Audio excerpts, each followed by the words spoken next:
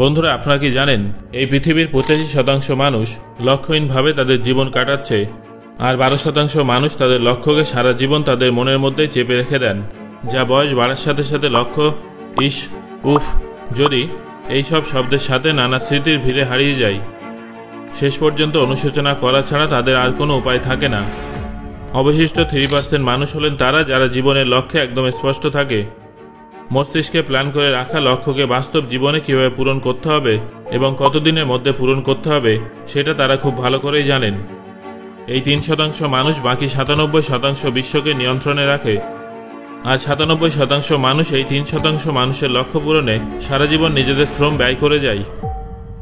আপনাদের কি মনে হয় এই 97% মানুষের মধ্যে কোনো ক্ষমতা নেই বা তারা কোনোদিনও সফল হতে পারবে না? এটা কিন্তু একেবারেই ঠিক নয়। আসলে তারা শুধুমাত্র সুযোগ পায় না।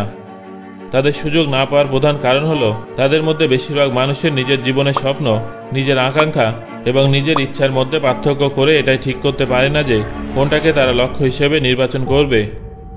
এলন মাস্ক, বিল গেটস এবং সচিন হওয়ার স্বপ্ন তো তারাও দেখে, কিন্তু সেই স্বপ্ন পূরণ করার জন্য কী করতে হবে সেটা তারা বুঝতে পারেন না। কোনো একটা নির্দিষ্ট লক্ষ্য ছাড়া আপনি যদি হাজারটাও স্বপ্ন দেখেন, সেই স্বপ্নগুলো স্বপ্নই থেকে যাবে, কোনোদিনও পূরণ হবে না। স্বপ্ন পূরণের জন্য সবার প্রথমে লক্ষ্য নির্ধারণ করতে হবে। সঠিক স্টেশন নির্বাচন না করে আপনি যদি কোনো ট্রেনে উঠে পড়েন, তাহলে আপনি কোথায় পৌঁছে যাবেন সেটা কেউ বলতে পারবে না। ঠিক একইভাবে লক্ষ্য নির্ধারণ না করে আপনি যদি যে কোনো পথে এগিয়ে যান, তাহলে আপনি সফল হবেন কিনা সেটা কারোর পক্ষে অনুমান করা সম্ভব হবে না। ঠিকানা ছাড়া যেমন চিঠি পৌঁছানো সম্ভব নয়, ঠিক তেমনই লক্ষ্য ছাড়া স্বপ্ন পূরণ সম্ভব নয়। লক্ষ্যহীন মস্তিষ্কে যা কিছু ঘোরাঘুরি করে সেগুলো বয়সের সঙ্গে সঙ্গে উধাও হয়ে যায়। আপনি যখন 4 থেকে 5 দিনের জন্য কোথাও ট্যুরে যান, তখন আপনি নিশ্চয়ই আগে থেকে কোনো প্ল্যানিং করে রাখেন যে সেখানে গিয়ে কোথায় থাকবেন, কোথায় খাবেন, কোন দিন কোন পোশাক পরবেন, ইত্যাদি ইত্যাদি। মাত্র 4-5 দিনের ট্যুরের জন্য আমরা কত কিছু প্ল্যানিং করি, তাই না? কিন্তু আমরা আমাদের 60, 70 বা 80 বছরের জীবনের জন্য কোনো প্ল্যানিং করি না। সত্যি আজব একটা ব্যাপার, তাই না? বন্ধুরা, এই পৃথিবীর প্রত্যেকটা ইমারত 3টে পর্যায়ে তৈরি করা হয় এবং তারপর নির্দিষ্ট স্থানে সেই ইমারতের ভিত স্থাপন করা হয়। আপনারা যদি স্বপ্ন দেখার পাশাপাশি স্বপ্ন পূরণ করতে চান, তাহলে সবার প্রথমে আপনাকে লক্ষ্য নির্ধারণ করতে হবে, নিজের সঙ্গে সময় কাটাতে হবে, নিজেকে বারবার প্রশ্ন করতে হবে যে আপনি জীবনে কি করতে চান, কি হতে চান, কি পেতে চান, কত ব্যাংক ব্যালেন্স জমাতে চান, কেমন অবসর জীবন চান। এরকম যত প্রশ্ন আপনার মনের মধ্যে আসবে সেগুলো সব একটা খাতায় লিখে ফেলুন।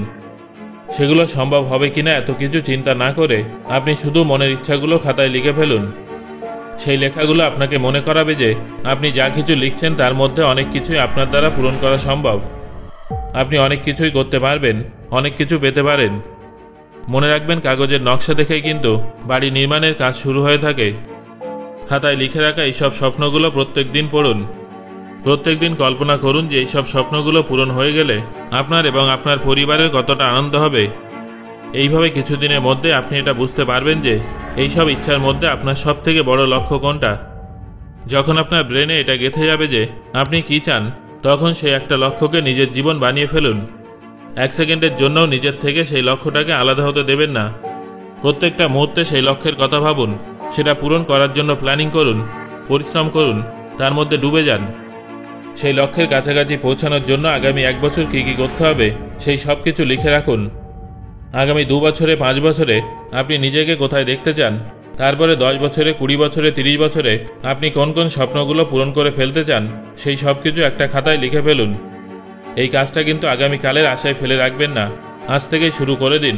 কারণ সময় থাকতে থাকতে আপনি যদি সঠিক সিদ্ধান্ত নিতে না পারেন, তাহলে আপনার জীবনের তালা আপনার হাতে থাকলেও চাবি সময়ের হাতে চলে যাবে। আপনাকে সময় অনুসারে চলতে হবে, সময় আপনার মতো করে চলবে না। কিন্তু আপনি যদি সময়কে গুরুত্ব দেন, লক্ষ্য পূরণের জন্য দিনরাত এক করে দেন, তাহলে দেখবেন সময় আপনার সাপোর্টে থাকবে। সো বন্ধুরা, আপনার জীবনের সবথেকে বড় লক্ষ্য কি সেটা যত দ্রুত সম্ভব খুঁজে বার করুন এবং এই ভিডিওতে এসে আবার কমেন্ট করে আমাকে জানান।